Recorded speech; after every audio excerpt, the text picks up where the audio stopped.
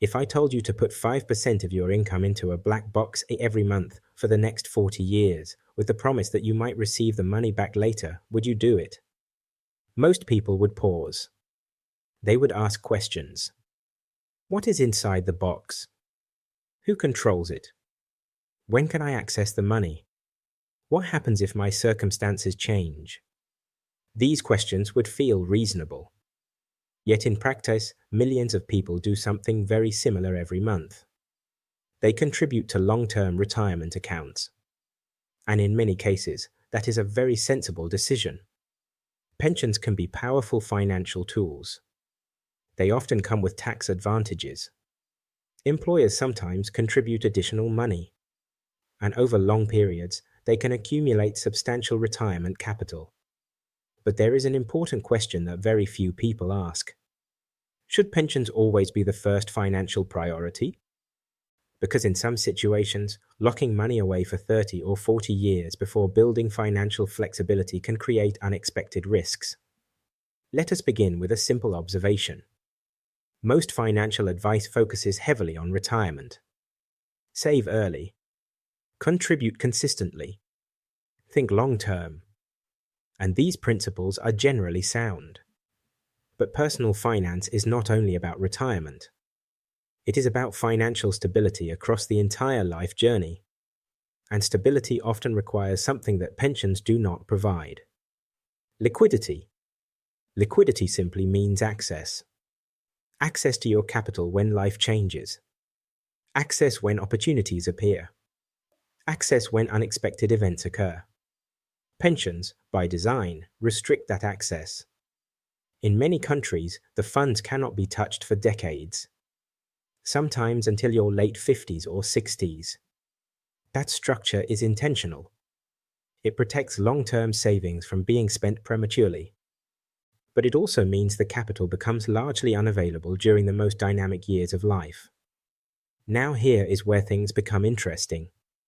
Because the early and middle stages of life often require financial flexibility, not just long-term retirement savings. Careers change. Businesses start. Families grow. Homes are purchased. Unexpected opportunities appear. And sometimes unexpected difficulties appear as well. When capital is locked away for 40 years, it cannot assist with any of those moments. Pause for a moment and consider this question. If you suddenly discovered a compelling opportunity to invest in a business, to relocate for a major career advancement, or to purchase a valuable asset, would you be able to access meaningful capital? Or would most of your savings be locked away inside retirement structures? This is where the concept of financial sequencing becomes useful. Wealth building often follows a natural order.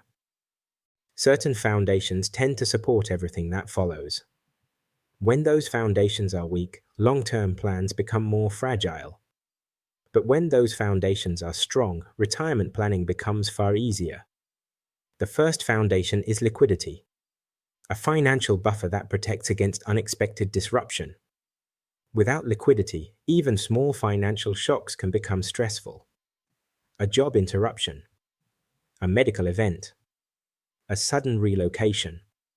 When a liquidity reserve exists, these events become manageable. Without it, people may be forced into debt or premature asset sales. This is why many financial thinkers emphasize emergency reserves before aggressive long-term investing. The second foundation is income stability and growth. During the first decades of a career, one of the most powerful financial investments is often skill development. Education, professional capabilities, entrepreneurial ventures, career mobility. These factors can dramatically expand earning power. And earning power has an enormous influence on long-term wealth. Sometimes investing in your ability to generate income produces greater long-term benefits than locking every spare pound into distant retirement accounts.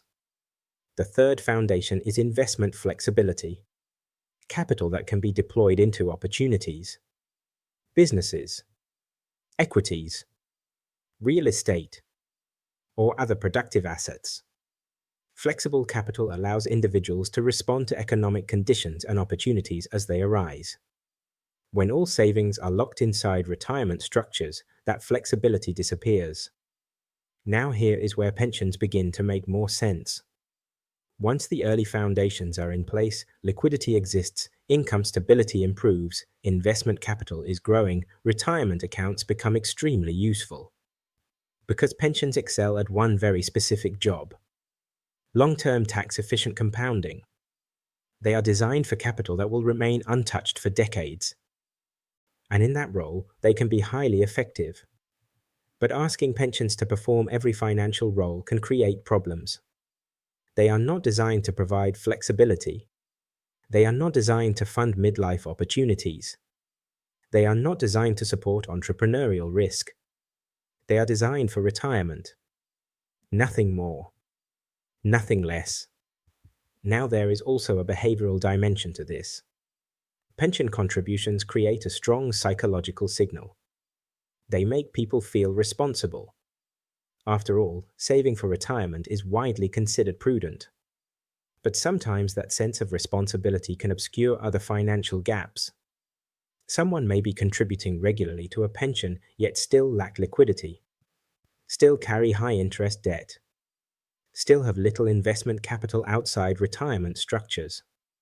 In those cases, the appearance of financial discipline may mask structural fragility. This is why the sequence of financial priorities matters. Liquidity first. Income strength second. Investment flexibility third. And then retirement structures layered on top. When this sequence is respected, each stage supports the next. Liquidity protects stability. Income growth expands capacity. Investment capital creates opportunity. And retirement accounts compound wealth efficiently over the long term. But when the sequence is reversed, problems can emerge. People lock away large portions of income for decades while lacking flexibility in the present. This can create tension between long-term planning and current financial realities. Now, to be clear, this is not an argument against pensions. They remain one of the most valuable tools available for long-term retirement planning. But like any financial instrument, their usefulness depends on context. And context is often defined by timing.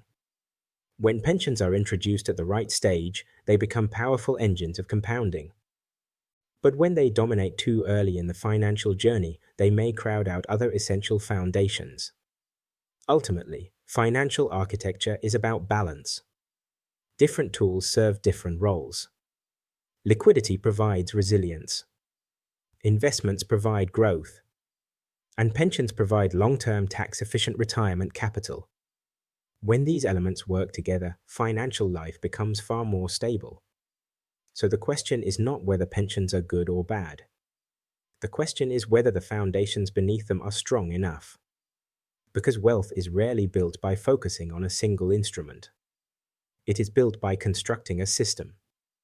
If this perspective changed how you think about financial priorities, comment sequence. And if you enjoy calm, thoughtful discussions about financial architecture and long-term wealth design, consider subscribing. I will see you in the next one.